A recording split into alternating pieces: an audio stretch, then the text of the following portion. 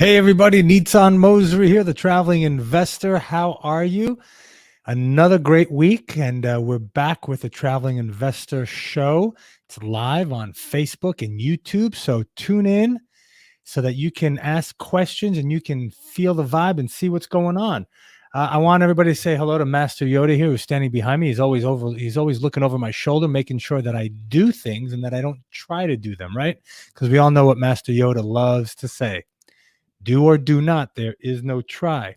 And so this week, well, first of all, before I move on and explain to you what's going on this week's show, do me a favor, go to YouTube, check out the Traveling Investor YouTube channel, hit like, subscribe, check out my videos.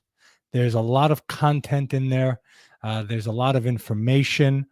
There's real hardcore info so that you can go out and be successful in real estate, multifamily investing, mindset, goal setting, all that good jazz. So check out my YouTube channel. It's a great place. Like it, subscribe it so that I can get out there. My name and the word can get out there so I can really help a lot of people. My goal is to help 1 billion people out there, and it's going to just be one person at a time. And hopefully not hopefully, but at one point it's going to start snowballing and the effect is going to increase exponentially and it's going to be phenomenal. So do me a favor, go to YouTube, check out the Traveling Investor page, the channel, like, subscribe, comment, watch those videos, share the videos, tell your friends about it. And hopefully we'll be able, not hopefully, but we'll be able to grow and help 1 billion people live life on their terms. How awesome would that be? How many of you out there would love to live life on your terms rather than your boss telling you when you can and cannot go on vacation? Or even worse off, your paycheck limiting you to what you can do in life. We should all have the ability to hike the beautiful mountains and swim the rivers and the lakes and the oceans and the beaches and enjoy life to its fullest, right? Not just the elite or not just the people that were born into it, right? But everybody should have that same opportunity to go out and to live life on your terms. So that's what we're here today. So YouTube, check me out on Facebook, check me out on Instagram, LinkedIn, TikTok, Telegram. I think I'm on Pinterest as well. Okay. And all that stuff. So let's see here why we didn't go live. Let's go live on Facebook as well. It looks like the broadcast was deleted on Facebook. All right. So we're having some issues with Facebook right now. All right. Well, who knows? Facebook put me in Facebook jail for a couple of days. But we're out, and I guess this is part of the after effects of it. Anyway, so go to all the social media channels, like, subscribe, check me out on Facebook. You can check out the my Facebook groups and so forth. So this week, what I wanted to talk about is a little bit about myself and talk about the different programs that I'm running, because I really want to help people achieve massive success. Okay, that's what I'm all about. I truly believe that by me helping out one person, 2 people, 10 people, 100 people, 1,000, and so forth, and going to 1 billion, I believe that my success will in turn be there, but I'm not worried about my success. I am more focused on helping everyone out, getting you to where you want to be. That's my goal. Because if I can help you, first of all, I've done a good deed. I've helped out the world. I've helped out your world, your universe that you live in. I've helped your family out. I've helped you enjoy life. And that is one of the biggest, what's the word I'm looking for? That is one of the biggest things that I can do to help me. And it sits on my soul and inside it sits well, right? Because I've truly believe it's not about the money. Yes, money is important. Yes, we need money to survive. Yes, we need money to pay our bills and do all that. But if we're focusing just on that, that's what we're going to focus on for the rest of our lives. And that's what our life is going to look like. But if we focus on creating a lifestyle, if we focus on creating, on doing more, on being more, then um, then our lives are going to be more. Okay. So today I want to talk about a little bit about me. I'm going to touch about my $7 perfect money raising system that I put together, about the group coaching, and about my upcoming master course, which is starting May 3rd. And this is a 6-week program. But I'm going to let me start a little bit. Let me back up a little bit and give you a little intro about me and who I am and why you should come to my master course and why you should join the group coaching and so forth. So I'm Native American, right? Well, not Native American. I'm not a Native American Indian. I was born in the US. I was born to an immigrant family that came over to this country with no money in their pockets, right? My mother herself is a Holocaust survivor. My father never graduated the 6th grade, but they had the idea of coming to America for a better life, for freedom, because in America they were told that they can go out and do whatever it is they want. And if they focused their time and energy on it and they built their business and they created a business, they would be successful. So they came here and they built a business. My father started working for some people, and he took that job and that company and he made it his own.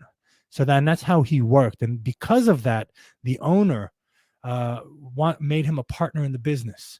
And then when that owner passed away, his wife sold him that business because she believed that he was the right person for it, because from day one, he treated them and the business as if it was his own family and if it was his own business. And that, just right there, that instills a lot for people. Today, we have to take that passion and that idea of, it doesn't matter where you're working, if you consider that your own and you do your damnedest and your best to succeed, people will take notice and you will eventually move up the ladder, right? So I was born into that type of family. My father always told me, he said, go be an attorney, because attorneys, they can do whatever they want. They know the law and you can get paid by the hour and you can get a high salary and so forth. So after after growing up in Brooklyn, in a, not best part of Brooklyn, right? My neighbors were actually part of the Italian mafia and whatnot. And I remember as a kid growing up, we used to sit down for dinner and then we'd hear gunshots outside, and I'd walk outside and the big, beautiful tree in front of our house had gunshots in it and so forth. I had bicycles stolen from our patio. My brother's cars would get stolen from out front. So I didn't grow up in a great neighborhood. And mind you, the house that I grew up in, my room was, maybe a little bit bigger than a walk-in closet. Okay. And that was my bedroom. My 2 other brothers shared one room. And then my oldest brother, they took the basement, the garage, and converted it into a bedroom. So that's how we grew up. Very modest, but we grew up where my dad busted his ass building his business. Right. And then we grew up helping him expand that business and do all kinds of amazing things. And so, growing up, my father wanted me to be an attorney. And not only that, but my parents also said, it doesn't matter what you do, be the best. Give your heart and soul into it. And they used to say, it doesn't matter if you're going out there and being a garbage collector, or, if you're going to be the postman. It doesn't make a difference what you're going to do as long as you are the best. Right. So that was the second thing that they instilled in me. And the third thing they instilled in me is, it doesn't matter what you do. Make sure that you're able to, at one point in your life, buy a piece of land free and clear, so that the bank doesn't own it. You don't owe any money on it. You don't owe anybody anything on that piece of land. And yet you can go out and you can go out and do whatever it is you want on that property, and you will be extremely successful. So those were the 3 main things that I was brought up with. And I'll tell you, being an attorney didn't happen. When I went to college, I went to Pace University. I never graduated Pace because I really didn't know what I wanted to do with my life, and just going through the motions and going to class really didn't interest me because I wasn't learning something that I wanted. The classes, my electives, thanks, David. My electives were the classes and the courses that I wanted to pick, and those were the ones that I excelled at because they were interesting for me. Thank you, Robert. I appreciate that. Yes, USA has the best opportunities. You come in, and that's why people are fleeing into this country, and no one's actually getting on a boat and going, I'm going to Cuba. I'll see you later, right? Because they don't hold the opportunities that we have in this country. So, going to university, I didn't really like what they were teaching. The classes, my electives were the ones that I really excelled at, which was speech. What else was it? Creative writing, things of that nature that I enjoyed. Philosophy. These were the classes that I really enjoyed, and I actually went to. Accounting, math, poli-sci, all this bullshit courses that they made us to. Accounting, right? I mean, Jesus, right? I don't need to learn accounting. I have 3 CPAs that work for me. I have a CFO. I don't need to know accounting. I need to understand accounting, but I don't need to know. I don't need to know how to do it. I can read a tax return. I can read an income and expense report, a balance sheet, a GL. And if I don't understand something, guess what? I call my CFO. I call my accountant. We sit and we do that. So that's what happened with me in college. And after a while, I realized that, you know what? College is just not for me. Why bother continuing? I got out of college at the age of, and then I started working for Lehman Brothers downtown when Lehman Brothers was around in Manhattan on Wall Street. And at the same time, I was working with my brothers. Remember, my father had these businesses. He had clothing stores. My brothers and I, we then converted those clothing stores into high-end fashion clothing. We actually made Soho what Soho is today, because in the early 80s, Soho in Manhattan were sweatshops. All those buildings that you see today with all those beautiful boutiques and whatnot, they were all shut down, boarded up, and in those buildings were sweatshops. So we opened up the first high-end clothing store. It was called Soho Generation. And we ran that store, and I was part of that. And my brothers and I, we built that store up, and it was unbelievable. And slowly, these other high-end fashion stores started mushrooming. And then Soho became what Soho is today. During that time, I was going to college, and I was also working for Lehman Brothers. I was doing all that. And I was always taught that you have to chase after the money. It's all about the money. Chase after the money, because once you've got the money, you've got everything. Well, at the age of 25, my father passed away. Thank God our businesses were doing well. We had bought the buildings that our stores were in, and a couple of other buildings in Chelsea and 2 in Soho and whatnot. And those, and we converted them into loft office spaces and art galleries and so forth. It was the height of Soho, 80s and 90s. It was awesome. Then we closed our stores and we leased them to the equivalent of a CVS and other stores and whatnot. So they were paying us rent. Our buildings were occupied. Things were going really well at the time. And then I realized, well, thank God, knock on wood, we were financially doing well. I kind of sat back and I said, well, what is life all about? My father just passed away. I was 25 years old. That threw me for a loop. So I started partying like crazy, going down, drinking every night, partying, women. I mean, you would think it was a great lifestyle, for a while it is, but then that hole, that emptiness continues to grow and grow and grow. And you kind of wonder, is this all there is in life?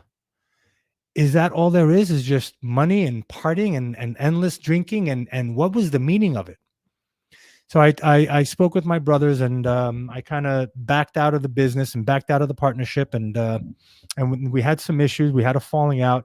I moved to Israel, and with this big question mark in my life, like, what is this all about? What are we doing? Why are we here? It can't just be about money, right? So I sat on a beach in Tel Aviv for a year, watched the sun go up and sun go down. My friend told me that we were going out, that he's going to India. And I said, you know what? I'm coming with you. I have no idea why. I've heard so much about it. I want to go. And that took me on a 6 or 7 year journey around the world. If you can see my goatee here, I had a goatee that just ran down here, and it was about 8-9 inches long. I had dreadlocks all the way down to my butt. I started growing my hair long. I was a lot skinnier at that time, traveling. It was amazing. I learned so much about life. I learned so much about the meaning of life, why we're here, what it is to enjoy life, what it is that who I was, right? I didn't know who I was. And I suddenly, in the middle of my journey, I looked to the left and I looked to the right, and I realized I know who I am now. I know what I want. I know what's going on in my life. I started having that connection to the universe and to Mother Earth and all these things. And I learned Reiki. I'm a Reiki master for the last 25 years. I'm a shiatsu specialist. I'm a Reiki master, reflexology, shiatsu. I studied naturopathic medicine in Israel as well. So I really delved and dove into that spiritual world to find meaning, let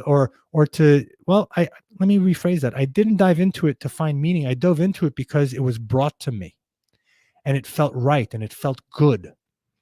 So I incorporated that and I started learning it and I mastered it. And I went out and started doing treatments and healing sessions all around the world. A gentleman in Vermont who was a huge stockbroker, and he went and bought this little village in Vermont. He called me and he got a hold of me through friends and people and this and that, blah, blah, blah.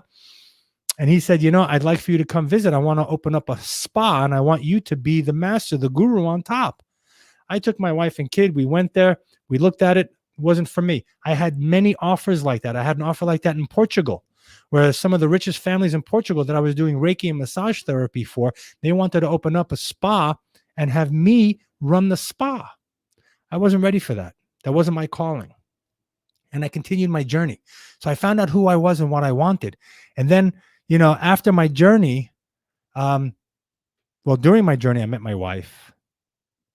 And we settled back in Israel. And then I opened up the first raw vegan restaurant in Israel. And then I got into a car accident and I closed it. And then trying to figure out what we were doing. And we said, you know what, let's move back to the States. This was like in 2007. The crash happened. I said, maybe we go, let's get back into real estate. Right. Because I was doing real estate while I was in New York as well. With my brothers, we opened up a renovation restoration company that we were renovating and restoring old houses, apartments, buildings, homes, all that kind in New York. And we came back and I said, not New York and not California. If anybody's listening from New York or California. But we decided to come to Florida because it was tropical. It was wonderful. It was just a great lifestyle to raise our kids, beaches. We loved it. So we came in 2009 and I started flipping houses. I didn't know anything, right?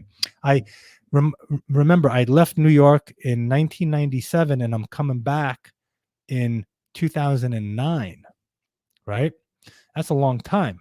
So that was about 12 years I'd been out of the country. My network dissolved, people that I knew, everything, my business connections, nothing.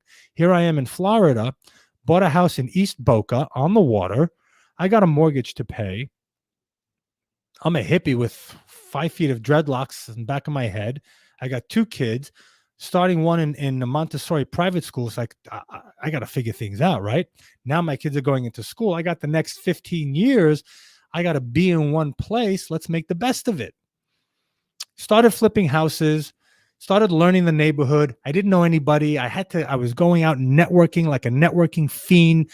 I met some mentors. They told me go and go to 2 networking events a week, get business cards. I did that. That didn't pan out. I started learning on doing deals and flipping houses. I was talking to everybody I knew about what I was doing and so forth. And that's how I started in the last decade of my real estate career. I didn't have a choice. I wasn't a college graduate. I didn't have some didn't work for an accounting firm or an engineering firm or architectural firm or whatever. I didn't create a business for the last 20 years. I was out bouncing around the world, living life, enjoying things, falling in love, getting my heart broken, meeting my wife. It was just a whirlwind of experiences that brought me to where I am today. And that's why I call myself the traveling investor, because I love to travel. I think every one of us should travel. I love investing. Every one of us should invest. figure out what niche we want to invest in, and start investing, because that's how you create passive income. And that passive income will let you live life on your terms. Okay. I met some mentors. They taught me things. It took me a long time to reach success because of where I started. I was watching other people around me, my peers and my colleagues, and they were hitting success right out of the gate. And I was banging my head going, why? I know I have what it takes. I may not be the smartest tool in the toolbox, right? I may not be the brightest penny in the penny jar, but I know there's something in me that is destined for greatness. I just have to figure out how to do it. There's nothing else I can fall back on. And I had to do it. Those two little girls and my wife were depending on me for an awesome life. And I had to do it. So I sat and I scoured the internet and I learned, and I got in my car from Miami to Jupiter and I drove neighborhoods and I learned and I made mistakes and I figured things out on my own. I learned how to raise capital from trial and error. What are people looking for? What do they need? Hey, just going out and asking somebody, hey, look, I've got this great property. You know, it's a flip. You want to invest $30,000 and help me out with that? That didn't work. Hey, I've got a multifamily property under contract. I need some investors. You want to come in? That didn't work. I've lost a lot of deals because I didn't know how to raise capital until I figured it out. And I mean, you can look at my library. My wife keeps telling me, she goes, why do you have so many books? Get rid of these books. I said, no, honey, this is my past. This is how I became who I am today, from reading all these books. And in these books, I make notes. And every time I pick up another book and I flip through it and I see a note and I say, oh yeah, wow, look at that. Isn't that awesome? I listen to other people. I watch what other people are doing and I copy them. And not word for word, but I copy their systems. I copy their energy. I copy what they're doing and how they're doing it, right? Russell Brunson. Who else? Tony Robbins, all these other people that are out there killing it. I'm watching them and I'm incorporating the best of what they do into me and my systems. And this is how I've come here, right? My first multifamily deal was a 27-unit property in Leesburg, Florida. And I flipped that. My partner and I, we flipped that. We made $70,000. Thank God we had our coach and mentor, because the day that our money went hard, we found out that the subsidy, the 100% subsidy that was coming to the property, would disappear, and there was no income for that property. So the property value was worth zero. And we were freaking out. But thank God we had a strong coach that helped us through it. Right. And throughout our investing career, I've had mentors and coaches that really helped us. And thanks to them, we achieved the success that we have today and continuing to achieve success. And it's thanks to them. Yes, we did the work, but thanks to them that they were on our side, that they were able to tweak everything that we did. And that's why it's so important to have a coach. Michael Jordan. I love Michael Jordan. You know why I love Michael Jordan? Because his coach in high school told him he would never get anywhere. He didn't listen. He didn't listen. He said, nah, you're full of it. I'm going to go and I'm going to do what I want, and I'm going to be the best. Right? And there's a Nike commercial with Michael Jordan years ago. It shows him, it's in black and white. It shows him in a limousine, and he's pulling up to a game, and you hear in the background, the narrative, right? He goes, I missed 30,000 free throws. I fouled out 9,000 times. I missed 10,000 3-point shots. I missed 12,000 layups. That's why I'm Michael Jordan. Because he wasn't afraid to go out there and make mistakes and make errors. And even if he missed a shot, it doesn't make a difference. That was them. Now I'm going to learn from him. I'm going to make the next 5 shots. Watch. But what was awesome about him is that he had an amazing coach. Phil Jackson was the coach that took the Chicago Bulls to all of their championship games. They had an awesome team. Phil Jackson put together the Chicago Bulls, and that team of people with an awesome coach hit what was it? 5, 6 championships, one right after the other. That's how important having an awesome coach is. All right. So that's a little bit about my backstory. Now, because of because I've had mentors throughout my life, because I've had coaches and more mentors and people telling me what to do. One of my first mentors, he told me, he said something. He said, find someone who has what you want, do what they did, and you'll get what they got. And that's why ever since then, I've always been looking to find people that have what I want. At first, it was, oh, that guy's got a Rolls Royce. I want that Rolls Royce. Ooh, check out that watch. I want his watch. Oh, check out those shoes. I want those shoes. Wow, check out those cars. Check out the house. Check out the. Mm-mm. That wasn't, that's not what he meant. He meant find someone who has the lifestyle, who's got the glow, the passion, the desire, the drive to be successful. Go out and do what they did. Go out, find out why they have that drive, where that drive comes from. What is their why? What is their passion? What is their desire? What systems do they have? Right? What lifestyle? How are they passionate? Are they always smiling and positive? Be them. Copy them. Right? If they wake up in the morning and they do breathing exercises for 20 minutes, well, then do breathing exercises. Find the ones that work out for you, that work well for you. So because I've had awesome coaches and mentors, and because I've had bad coaches and mentors as well, and I've reached success, it's now my turn to give back. And I truly want to give back. Now, a lot of people, I had somebody on my Facebook, one of my Facebook posts, he goes, what's the catch? Okay. We all have a catch for doing what we're doing, right? So my catch is I want to help you succeed. I want to give you the tools so that you can go out and be successful.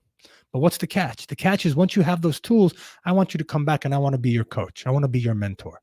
I want to help you achieve success because that will help me achieve my success. I'm not going to focus on my success. I'm focusing on your success. Because I know that if I focus on your success and your success is going to be boundless and limitless, I'm okay. Because when I traveled, I learned a couple of things. I learned a couple of things that I learned.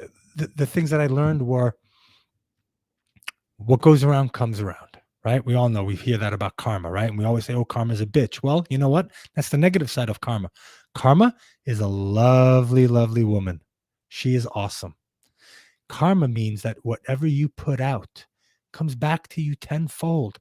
And I've learned that in my life. I've learned that while traveling, right? I've also learned that everything is energy. Whatever we do, whatever we put out is energy. Our thoughts are energy. Whatever we think will come true because that's how the universe works. And I learned that from my travels as well. I learned that whatever I think, whatever I put out into the universe, if I'm worried, if I'm scared, if I'm happy, if I'm sad, if I'm excited, I'm going to get that back. And I learned that through my travels. I learned that through my journey, that when I would put out good comes back to me. So I'm a beacon of goodness. I want to help as many people as I can, not for me, but for you. It may sound too altruistic. I can understand that. But yes, again, there is a catch, because that catch is I want you to come work with me. However, if we don't align, I'm not going to make you my mentee just to take your money. I'm going to say, you know what? I'm not the person for you. Maybe somebody else is, because I want to truly help you. That's my goal. Okay. And with that, I put together my different systems and programs that I have. And right now I'm pushing my $7 perfect money raising system. Right. And remember, I went out there and I started networking. I was going to 2 networking events a week, probably even more. I would send my wife out to network for me and bring back business cards and so forth. And I realized that wasn't working. I realized the way I was talking to people, we all hear about this elevator pitch, right? You got to create an elevator pitch. So my elevator pitch was, so what do you do? Oh, I'm in real estate. Oh, you're a broker? That didn't work. Oh, I'm in real estate. Oh, well, what do you do in real estate? Are you a broker? No, I'm not a broker. I raise capital. People would, they would just, shine over. So now my elevator pitch is, hey, Nitzan, what do you do? Oh, I help people create passive income so that they can go and live life on their terms. That sounds a lot better. That sounds a lot better because, and it's true. When I'm talking to investors and they invest in our properties, I'm helping them create passive income. The more passive income I can help them create, the less time they have to spend at their job. They can now live life on their terms. They can go and buy their children nicer clothes and more toys and, do better things and travel more and experience more and have a better lifestyle and not worry about the finances, not worry about where you're going to get that money to pay for your bills, right? So that $7 perfect money raising system, it's together. I put it together. You're going to learn how to create an avatar so you can be really specific on who you're targeting. Because I've learned that if I just blast out my marketing, no one's going to come to it. But if I'm talking to you, specifically to you, and let's say you're an engineer and you're 35, 40 years old and you've got 2 kids and you love being a philanthropist, but you know that if you stop working, your income stops and you need to invest and you need to do this, but you're too busy working and you want to free up some time. Now I'm targeting you in my advertising. Everybody else is going to fall in place because they're going to say, oh, wait, I want that lifestyle too, but I'm targeting you. So in that $7 perfect money raising system, we talk about your avatar. We talk about how to put together a presentation. We talk about how to approach people so that you can get them to invest in your deals without ever asking for it, right? So it's all in there. Now you can go and you can take that $7 money raising system and you can work it on your own and you can trial and error and try to perfect it on your own. Go for it. I encourage everybody, and it's only $7. And I even have a 30-day money back guarantee that if you're not utterly satisfied, email us and we'll send you the $7 back, because it's not about the $7. It's about you getting that information as quickly as possible and you doing something with it. And the reason why I'm charging $7 is because free has no value. Nothing. Now, the reason why I'm charging $7 is because I want you to invest a little bit of your money, a little bit, right? It's what? Starbucks coffee and a croissant? Who cares, right? But you're investing. You're putting your money in your hand in your pocket, and you're coming out with $7 and you're investing in it. So you're going to take the time to sit down and to go over it and to listen to it and to run it and to try to figure it out. So that's a $7 money raising system. Now, after that, I'm also got my group coaching calls. This is where we get together every Friday. It's happening tomorrow at 2:00 Eastern, every Friday, 2 p.m. Eastern. Doesn't matter if I'm in Georgia. It doesn't matter if I'm in South Carolina. Doesn't matter if I'm traveling the world. Every Friday, 2 p.m. Eastern, we get on the call and I answer questions. You come on and you ask me questions and we talk about it. People email me questions during the week and we go about talking about it. So now if you don't know what you need to ask, you can hear other questions from other people and you can learn from that. Again, coaching. It's all about the coaching. And it's only $36 a month. That's $4. That's $9 a week. $9 a week. If you get a nugget that takes your business to the next level and you're making money, how awesome is that? I'm going to give you an example. I've got this guy. He's a coaching client of mine. He came to my mastermind. And we sat there for 2 days and we masterminded and we talked about business and we talked about personal lives and this and that. And he had a blockage that in his head, he tried real estate before. He wasn't successful. He borrowed money from friends and family, owed them money. He lost money on that deal and he never went back and he never tried to do anything again. We talked to him about in the mastermind. We reworked his mind frame, right? Kind of brainwashed him. He went back home, found a hard money lender, found a private lender. He bought a triplex without any of his own money. He renovated it. COVID hit. He still kept it occupied and cash flowing. He just recently sold it.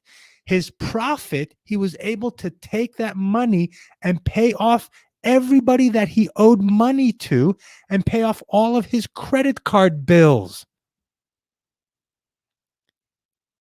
How many of us would like to have that experience?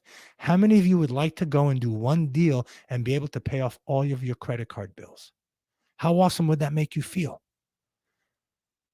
That heaviness, that weight on your shoulders would come off.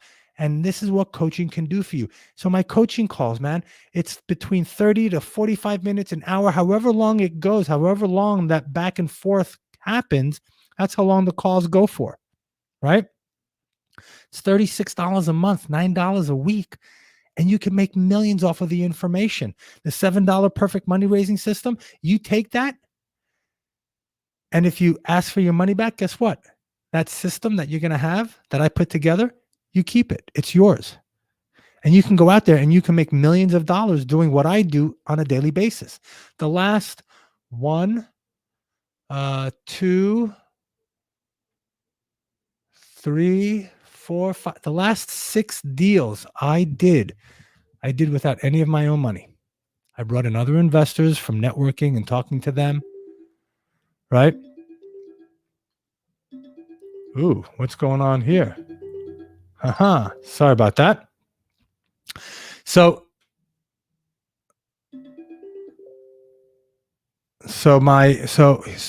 it's coaching. It's all about the coaching. So $9 a week can make you millions of dollars. What's stopping you? Is it the $9 a week? If it's the $9 or the $7, then you're not ready to be successful. I'm sorry. It's just that simple. If the $7 is stopping you, if the $36 a month, and it's a rolling monthly subscription, so you can cancel at any time. But group coaching, come join the group, join the circle. You know, they say if you hang out with 5 millionaires, you're going to be the 6th millionaire. If you hang out with 5 junkies, you're going to be the 6th junkie. Who are you hanging around with? These group coaching calls are to get us to hang around with each other. And I'm also creating a mastermind that we're going to do in my glamping resort outside of Charlotte, North Carolina, on Lake Wiley. We've got tiny little homes that we can stay at, and we'll have a long weekend mastermind together, and there'll be activities. Imagine you coming in and hanging out with people that are excited, motivated, have passion, desire, have a strong why, and you're feeding off of that energy. Imagine what you could do with that. So that's my group coaching.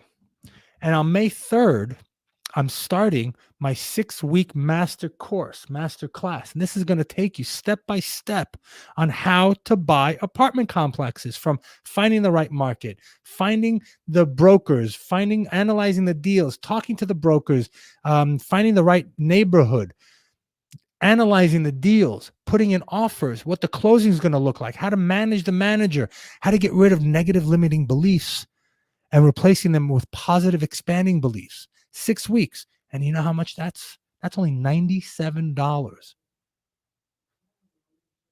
$97. And you're going to get 6 weeks worth of information that could make you millions. I've spent over $100,000 on that education process. And I'm only asking $97. What's the catch? Catch is I want to make you part of my inner circle. I want you to come in and make me your coach and mentor. That's it. I want you to be successful. All right. All right. So if anybody has any questions about anything, about what I talked about, if you have, great, type them in. If not, I've got a couple of questions here that came through. So what kind of investment property financing should I use for buying a multifamily property? So financing, right? There's 2 buckets of financing, right? One is if your loan value is under $1 million, and then if your loan value is above $1 million, right? You would want to go. You have your institutional lenders. You have your Fannie, your Freddie, right? Then you have all these other lenders that actually lend off of their balance sheet. They're the actual lender. There are hard money lenders, right? Sometimes if you buy a multifamily or an investment property and it's not stabilized, it's maybe 70% occupied, right? You would have to go with what's called bridge financing. Bridge financing bridges the gap, right? Takes you from helps you to close on the property. It's a short-term loan, maybe 1 to 2 years. It's a little higher interest rate, but they give you money for your mortgage payments in there. It's called an interest reserve. They'll give you money for your renovation budget, right? All that jazz. How can we sign up for everything we're talking about? That's a great question. I'm going to have my assistant um, put up the link or the email so that you guys can go in and um, sign up with everything that you want. So that's a great question. Thank you, Caesar. And by the way, if you're all looking, Caesar's the guy that had the triplex that came to the mastermind, and now he is just living life because he paid off all the people that he owed money to. He paid his credit cards, and he's just rocking and rolling. And I'm super happy for him. So fantastic. So here's the email. You can email us at success@traveling-investor.com. Email us and we'll send you the link to everything. So bridge financing can help you get in if your property is not stabilized, and then you can go and you can find mortgage brokers, and they will help you get financing for that. Okay. How do I know that I'm ready to buy a multifamily home? That's a great question. How do you know? Well, are you tired of building somebody's empire? Are you tired of that 9-to-5 job? Are you tired of just going in and just, doing the motions, right? Are you looking for something that will create passive income for you? Do you understand that everybody always needs a place to live? Everybody. Good times, bad times, right? And if you underwrite and you buy conservatively enough, you can outrun any downturn. And real estate always appreciates. It always goes up in value, right? I had a single family home that I just sold, and I'm doing a 1031. I bought that property for $112,000. It was a 2-bedroom, 2-bath home. I renovated it, put a renter in there for $1,800 a month. I had only one tenant in there the entire time. They were awesome. I just sold the house to them for $265,000. I doubled in 5 years. My money more than doubled. So now I'm taking that money and I'm rolling it into a 6-plex, a 6-unit that's going to give me, on actual numbers, an 11.7% return. And then once we jack those rents up, it's going to be above 13% return, cash on cash from the cash flow. How awesome is that? And I don't have to pay capital gains on that profit that I made, because I'm doing a 1031 exchange. So we'll hold that property for a couple of years, bring the value up on that, sell that, buy a 1020 unit property with that money and not pay on the capital gains tax. And then the beautiful thing is I can then go, and when the value of the property increases, I can refinance, pull some of my money back out tax-free, and then go buy another property. That's the beauty of real estate. So that's how you know if you're ready to buy a multifamily home. If you're tired of the same day-to-day monotonous job, if you're tired of building somebody else's dreams, you want to start building your dreams, you want to create a lifestyle for you and your family, and you want to build something that you can actually leave to your next generation. Okay? That's how you know if you want to get into multifamily. Great questions. The property I'm looking at is 4 units. Should I take care of the rental property myself or hire a management company? That's great. I always say, try to make sure that you can have a property management company between you and your residents, because you don't want to be sitting there Thanksgiving dinner and having your resident call you, hey, I was cooking a turkey in the oven and the thing caught fire. Or I was frying a turkey in the living room and the whole building caught on fire. Or my Uncle Fred came and he stuffed up my toilet, after having Thanksgiving dinner. You don't want to get those calls. You want the property management company to get those calls. However, if you're underwriting your numbers, if you're analyzing your numbers and you're putting in a management fee and it doesn't work, well, then don't have that management in there. What I would suggest doing is maybe in one of those 4-unit apartments, have a handyman, a maintenance person living there, right? You can give them a discount on rent, but tell them, hey, you know what? You'll be the maintenance guy on call, right? And then you get all the tenants set up on paying you online, either through PayPal, Venmo, Zelle, whatever it is. And any issues they have, they can just call the maintenance guy who's living downstairs or upstairs. So that's one way of doing it. Okay. But you always want to figure out how to have some sort of buffer between you and your residents. What are some common mistakes to avoid when I'm looking for a multifamily home? Okay. Great question. Mistakes. First mistake, do not fall in love with the property. Get emotions out of it. I'm a big sci-fi fan, so I love Star Trek and Star Wars and all that stuff. So, we have to be like Spock from Star Trek. Logical. No emotions. Oh, it's such a beautiful property. Look at the flowers. I love the way the window shades accentuate the window and the color of the property. And look, it's such a nice. You fall in love with the numbers, not the property. Okay. Another common mistake is that people will make the numbers work for them even if the numbers don't work because they love the property so much, or they've been at this for a year and they haven't closed on anything yet, and they're anxious to say, well, you know what if we just say, you know what, we're going to have a part-time maintenance person and a part-time property manager to cut back on payroll so that the returns will be higher.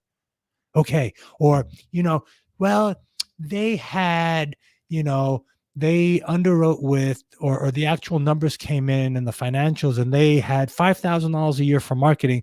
We're going to cut that to 2,000 so that we can have more money. We don't have to spend so much money. That could be a mistake. You got to ask, why are they spending $5,000 on marketing? Why is payroll so high? If we cut those back, are we going to suffer? Right? So, a lot of, and that's a common mistake. People become aggressive thinking that, well, you know what, we're just going to push our numbers and do whatever we want. Another common mistake is not going out and finding comparables, rental comparables and sales comparables to suit your property, right? People say, oh yeah, you know what, rents are 500, we can raise them to 800, no problem. How do you know? Do you have proof in the neighborhood that you can? Right. I was up now. I drove. We went for a road trip. We left Friday. We went to North Carolina. We went to Jacksonville, and we went to Georgia. We were surprising our property managers, right, on surprise visits. And then we were also looking for properties, right? So we drove the comps, and we found out for the sixplex that they're renting now at $900 to $995. We can take those rents to $1,200. I mean, we're going to have to do some upgrades, but we did that. Now, we're not going to underwrite and go, wow, $1,200. And yes, we can do it. And that's what we're looking at. We're basing our offer on actual numbers. And that's another common mistake, is that people will base their offers on what the broker is telling them and, what pro forma numbers should be. Always base your numbers, always base your judgments and what you're doing on actual numbers. When you're talking to brokers and they say, well, pro forma income is X, Y, and Z, but I don't care about pro forma numbers. You have your pro forma, you have your numbers that you're projecting. I'm going to project it my way. I want to see what is happening now on the property, because that's what you're going to inherit. You're going to inherit the numbers, the expenses, the income, and the problems of that property. So you want to know all of that. Okay. What is the best way to screen a new tenant? Okay. The best way for you to screen a new tenant is by finding a company that does background checks, right? And you want to do your due diligence on those companies, right? You want a criminal record. You want eviction history. You want sexual predator, right? A sexual offender. You want to check their credit scores. You want to check their past employment and their current employment. So you want to have this company that you're going to hire do all of these background checks for the tenant, right? And then you want to speak to the tenant. You want to possibly look them eye to eye, see how they are, all that. So you want to make sure that their credit score is up there. You want to make sure that they're making at least 3 times the rent. You want to make sure that there's no evictions, no late payments on utilities, no criminal record, things of that nature. Okay. That's the best way to do it. What are important questions for me to ask when I meet the listing broker. Okay, great question. So listing broker, how long has the property been on the market? Why are they selling? What's the upside to the property? Now, when you ask this question and the broker goes, "Oh, very simple. All you got to do is renovate the insides and then push the market rents $150, $200." Okay, so then my follow-up question to that is, if it's so easy, how come the current owners aren't doing that?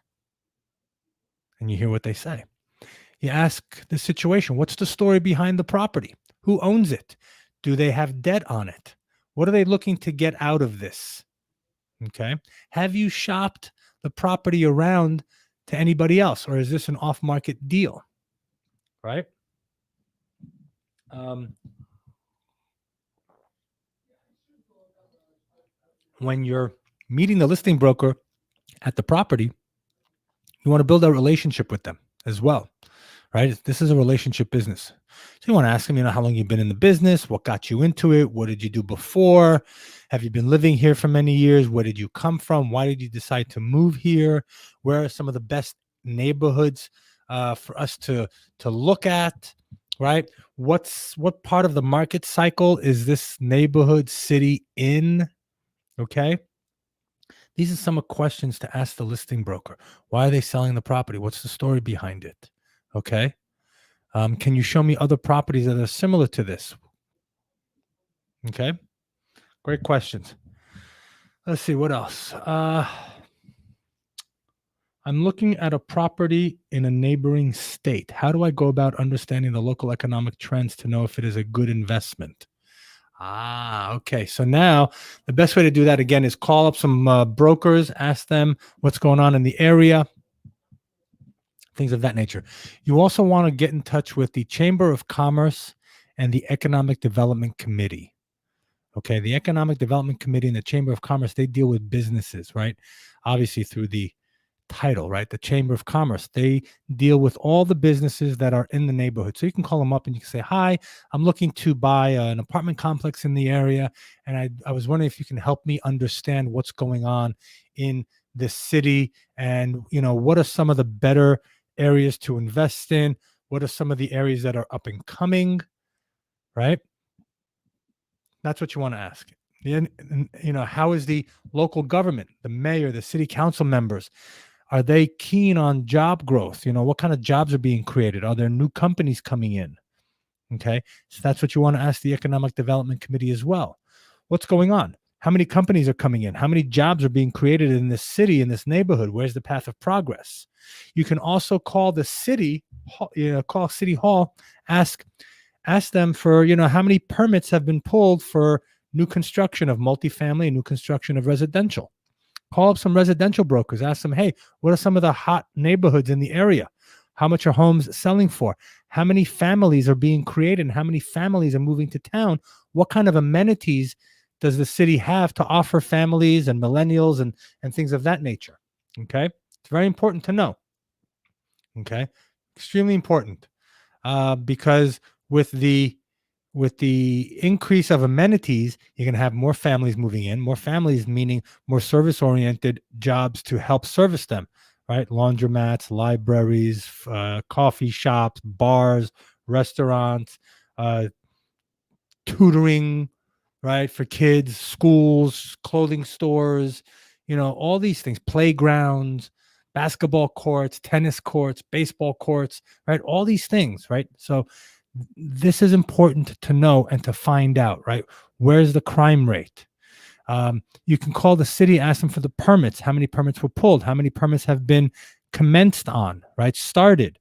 You can also ask them for the city master plan. You may have to pay a couple of dollars for it, but they'll email you the master plan of the city, and that shows you where construction is happening, where things are moving, in what general direction, and so forth.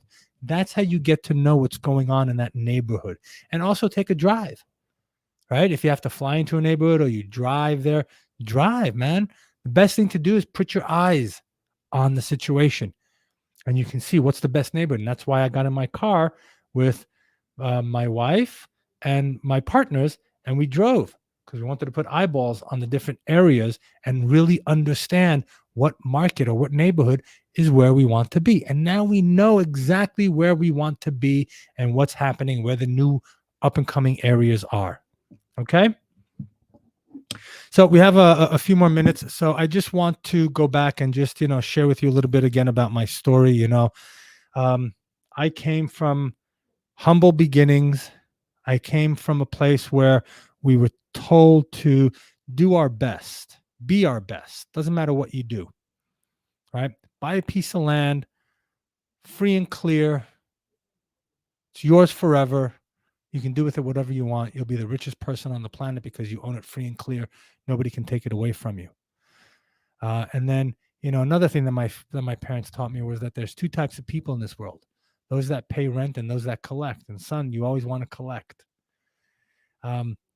And I've put together the systems, the $7 perfect money raising system, because I want you to have it and I want you to go out and be successful. How awesome is it if we can all be successful and then go hang out together on an island and drink some foo drinks and enjoy ourselves, right? And be there together and enjoy each other's time and not worry about it. So that's what I'm all about. The group coaching, man, it's $36 a month. I make these affordable for people so that you can come in and you can get the value for it, right? My up and coming master class, 6 weeks, $97. In that first class, you're going to get money. You're going to get information that's going to make you tons of money. All you have to do is implement. Now, 97% of you are going to maybe pay the $7, maybe come to a group coaching session or two. And, you may pay for the $97 master class and show up for a couple of weeks, but 97% of you, not going to do it. I already know, because that's what it takes. It takes 3% of the population to go out and do it. That's why there aren't that many successful rich people out there. So my question to you is, are you a wandering, as Zig Ziglar put it, are you a wandering generality or a meaningful specific? Are you going to go out there and take charge of your life? Are you going to go out there and say, you know what? I don't have a choice. There's nothing else I can do. There's nothing else for me to do out there. This is it. And all I can do is be successful. Which one are you? You're going to be that meaningful specific that gives life to your meaning and goes out and does and builds your life and builds your system? Or are you going to be out there sitting on the sidelines watching the world go by and going, oh, I wish, I was dealt a bad hand, and, shit, I grew up in a shitty neighborhood, and, oh, whoa, always me. 97% of you, that's what you're going to do. 3% of you are going to take it and you're going to run with it.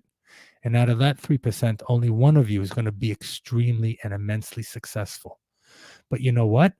If you don't get off your ass and you don't take massive action today, tomorrow you're going to wake up in the same space, in the same place that you were, and you're going to complain how nothing has changed for you.